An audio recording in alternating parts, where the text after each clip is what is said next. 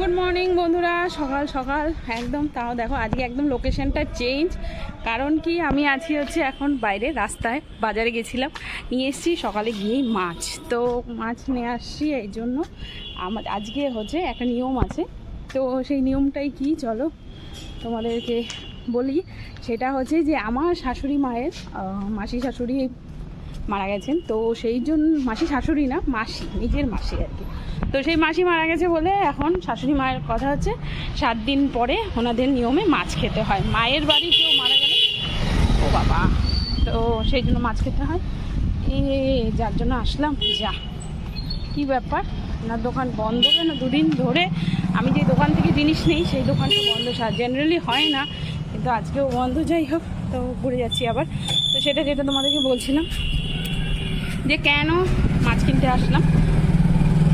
তো এই জন্য কে আমার শাশুড়ি মায়ের মাসি মারা গেছে, আর ওনাদের বাপের বাড়ির নিয়ম অনুযায়ী, জেনারেলি আমরা বাপের বাড়িতে অত একটা কনসিডার করি না, কিন্তু উনি করেন। আর সেই অনুযায়ী 7 দিন পরে হচ্ছে মাছ খেতে হয়। তো সেই 7 দিনের মাছ, 7 দিন আজকে হচ্ছে, তাই সকাল সকাল এই যে মাছের পোটলা। তো মাছ কিনতে গিয়ে যেটা হলো সেটা হচ্ছে যে মাছ কিনতে গেলাম, আমি নিয়েছিলাম কাতল মাছ, অল্পই নিয়েছি, সবাই তো আর খায় না, তো অল্প করে নিয়েছি গোটা একটা। তো নেওয়ার পরে এবার ওখানে হচ্ছে লোটে মাছ ছিল। তো আমি অনেক লোটে মাছের কথা শুনেছি, কিন্তু লোটে মাছ আমার কোনো সময় সেভাবে খাওয়া হয়ে ওঠেনি। তা ভাবলাম যে চলো আজকে একটু ট্রাই করি। তো উনি ট্রাইও করি না, প্রথমে জোর জবস্তি বলতে গেলে, তো বলছে যে না, নিয়ে যান বৌদি, খুব ভালো হবে, খুব ভালো। আমার পেছনটা কি সুন্দর লাগছে দেখো জায়গাটা। তো ওই আর কি লোটে মাছ উনি বললো যে না বৌদি আপনি নিয়ে যান, ভালো লাগবে, আর একটু নিয়ে যান। তো এত করে বলা মানে ঠিক আছে, কোনো দিন ট্রাই করি না, অনেক ভিডিও দেখেছি, ইউটিউবে দেখেছি, তো ভাবলাম যে চলো। তো আধা কিলোর মতন নিলাম। এবার কথা হচ্ছে ওই লোটে মাছটাকে বানাবো কী করে। তো বানানোর জন্য দেখতে হবে, ইউটিউবে তো অনেক ভিডিও থাকে, তাই না? আমি কিন্তু এরকমই, যখনই কোনো কিছু নতুন শুনি বা নতুন ট্রাই করব, তো কী করি যে ইউটিউব দেখে সেখান থেকেই অবশ্যই ট্রাই করি, আর হয়ে যায়, মানে কিছুটা বলতে পারো। তোমাদেরকে এই পিছনটা দেখানোর জন্য আমি আবার আসলাম এখানটায়।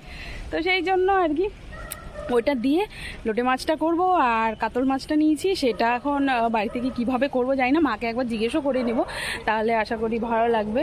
ওনারও একটু জিজ্ঞেস করে করলে দেখবে মায়েরদেরও খুব ইয়ে হয়। তো ওইটাই আর কি, এখন বাড়ি গিয়ে তো এই মাছ আর কি। তো আমরা তো বাপের বাড়ি সম্পর্কে অত একটা অ্যাওয়্যার না, কিন্তু আমার শাশুড়ি কিন্তু প্রচুর। এত ভাল লাগছে এখানটায়, আমার মনে হচ্ছে এখানটায় দাঁড়িয়ে থাকি খানিকক্ষণ। বাড়ি গিয়ে তো সেই রান্নাঘর আর ঘর ছাড়া কোথাও যাওয়া হয় না। ওই মাছ রান্না করব।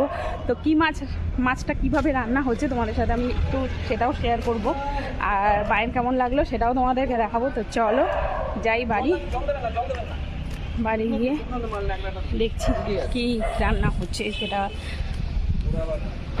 তো ফাইনালি বাড়িতে এসে যেমনটা বলেছিলাম, রান্না বান্না সমস্ত করে টোরে এখন দেখো এই যে বেলা হয়ে গেছে কত। তো তোমাদেরকে একবার লুকটাই দেখিয়ে দিই। মাছের গল্পটা তো তোমাদেরকে বললাম, আর মাছটা ভালোই হয়েছে, মার খাওয়াও হয়ে গেছে। তো ফাইনালি লুকটা কেমন হয়েছে সেটা দেখাই। 2 রকমের মাছ রান্না করেছিলাম, তো চলো দেখা যাক কেমন লাগে তোমাদের।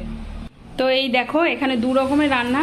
এটা হচ্ছে, এটার মধ্যে আছে ছোলা কাবুলি চানার তরকারি, আলু দিয়ে করেছি সেইটা, আর কারণ এটা নিরামিষ। আবার এই দিকে হচ্ছে আলাদা, এটা ভাত তো কি আর দেখাবো, চলো এটা দেখাই। এটা ওই লোটে মাছের ঝুড়ি যেটাকে বলে আর কি, একদম শুকনো করে, প্রথমবার খাবো, জানি না কেমন লাগবে।